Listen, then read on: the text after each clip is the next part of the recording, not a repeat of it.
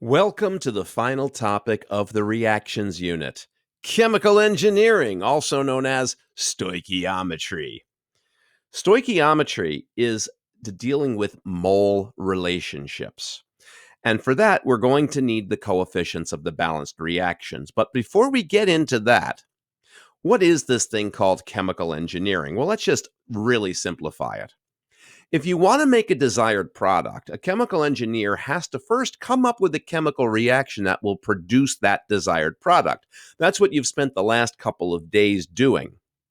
Determine the amount of chemical that they need to make, and then use the coefficients from the balanced reaction to figure out how much reactant it's going to take to make that product. And they also need to design a production line to get the job done. It's not like you're just going to go into a lab and whip a batch of this stuff up.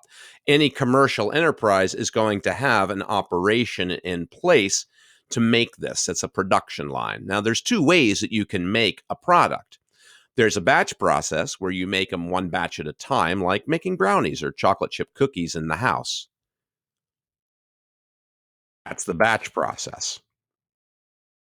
The continuous process is where you have basically, well, you're feeding stock in one end, and then you make your stuff go through a whole series of steps as you go through. This is kind of the assembly line fashion, so that you're continuously putting new reactant in and constantly getting new product out. And which one you do will depend on what it is you're trying to make and what your access to this kind of machinery is. Batch process or continuous process. Now, here's how we can use stoichiometry. Let's say we have a reaction that produces ammonia, NH3. It's a synthesis reaction. We're going to need to find some nitrogen and hydrogen to do this. And according to the reaction, to make 2 moles of ammonia, we need 1 mole of nitrogen and 3 moles of hydrogen. How many moles of nitrogen are required to make 3 moles of ammonia, assuming we have more than enough hydrogen to get the job done? This way, we only have to look at one variable at a time.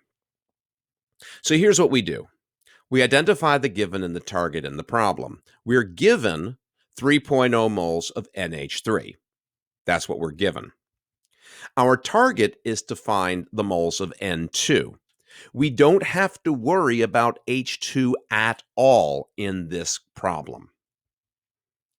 What we do is we convert given to moles if necessary. Now, right now, it's not necessary because we're already in moles. For the next example, we're going to have to convert to moles. So we've got moles. We don't need to do this. Multiply moles of given by the molar ratio of target over given using the coefficients from the balanced reaction. Basically, you're going to multiply the moles of given by the proportion that they occur in the reaction. Now, the reason why we're going to put the target on top and the given on the bottom with the coefficients from the balanced reaction is so that NH3 cancels out and we're left with moles of N2. So the proportion of nitrogen to ammonia is a 1-to-2 ratio. By putting the ammonia on the bottom, the ammonia cancels out and leaves you with nitrogen. A mole-to-mole ratio is as far as it goes on the New York State Regents exam in the physical setting chemistry. But you may be looking to take this a step further. By the way, if we're looking for something other than moles, once we have moles, we can convert to it, but we're okay for now. How many grams of hydrogen are required to make 44.8 liters of ammonia, assuming we have enough nitrogen to get the job done? So we're going to use the same reaction. And again, the given is 44.8 liters of ammonia. Our target is grams of hydrogen, so we're going to completely ignore nitrogen when solving this problem. We're going to convert the given to moles if necessary. Well, in this case, it is necessary. We have 44.8 liters of ammonia. And you may remember from the previous unit that there are 22.4 liters per mole. So to convert to moles, we divide so that liters cancel. This gives us 2 moles. Of course, 3 sig figs, 3 sig figs, 3 sig figs. Now that we have moles, we can use the mole ratio.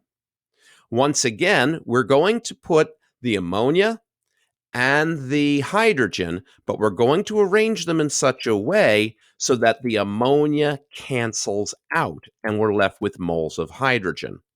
The coefficient of H2 is 3, so let's pull that down. The coefficient of NH3 is 2, so let's pull that down. The 2 cancels out and leaves us, or 2 times 3 is 6. 6 divided by 2 is 3.00 moles of H2. Once more, 3 sig figs, 3 sig figs. And then convert moles to whatever you want to if necessary. Well, in this case, it's asking us how many grams of H2. So we do need to convert moles to grams by using the formula mass of H2. Now, each H is 1.0, so 2 H's will be 2.0. And by multiplying, the moles will cancel and give us our proper number of grams. 3 sig figs, 2 sig figs, 2 sig figs in the final answer. All stoichiometry problems are done exactly this way. Convert your given to moles, multiply by the ratio of the 2 substances we're looking for, making sure the substance we start with is in the denominator so it cancels out, and make sure you're pulling in the coefficients from the balanced equations. Then you can convert your moles of target to whatever the heck you want to convert it to. If you want to convert it to liters, multiply it by 22.4. If you want to convert it to molecules, multiply it by 6.02 times 10 to the 23rd. If you want to convert it to nickels, you can't. Well, actually, technically you can. If you know the cost of each mole of hydrogen, we're not going to do that. So here's another example. How many liters of nitrogen are required to completely react with 6 grams of hydrogen to make ammonia? So again, we're going to use the same reaction. We're given grams of hydrogen. Our target is liters of nitrogen. So this time, we're going to completely ignore the NH3. It won't be part of our problem solving at all. Convert the given to moles if necessary. Well, we're given 6 grams of hydrogen. So yeah, we got to convert it to moles by dividing by the formula mass of H2, 1.0 times 2, 2.0 grams per mole. By dividing, the grams will cancel and leave you with 3.0 moles of H2. 2 sig figs, 2 sig figs, 2 sig figs. Then we can take those moles and multiply it by the mole ratio. Now we have N2 and we have H2, and we're putting H2 on the bottom so that it cancels when we multiply across. The coefficient of N2 is 1. The coefficient of H2 is 3. So it's a 1 to 3 ratio. And by multiplying, H2 will cancel and leave us with 1.0 moles of N2. 3 times 1 divided by 3. 2 sig figs, 2 sig figs. Then we're going to convert this to something else. Let's see, what are we trying to convert to? It says how many liters.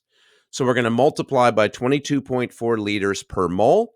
The moles will cancel, and we'll have 22 liters. Why 22 and not 22.4?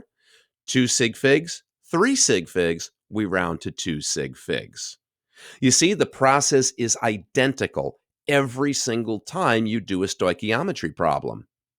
And that is it. And I recommend you practice the heck out of this. Do as many of these as you can, and it will become second nature to you. And congratulations, you've reached the end of Unit 3.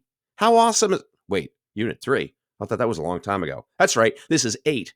This is Unit 8. But check this out. If you take away like a third of the left side of the number 8, it'll look like a 3. Isn't that amazing? Yeah, I didn't think so either. Anyway, we finished Unit 8. The next unit's called Kinetics and Equilibrium and Thermodynamics, and it's a pretty long unit, but I will help you through it. So until next time, take care of yourself and be well, and bye!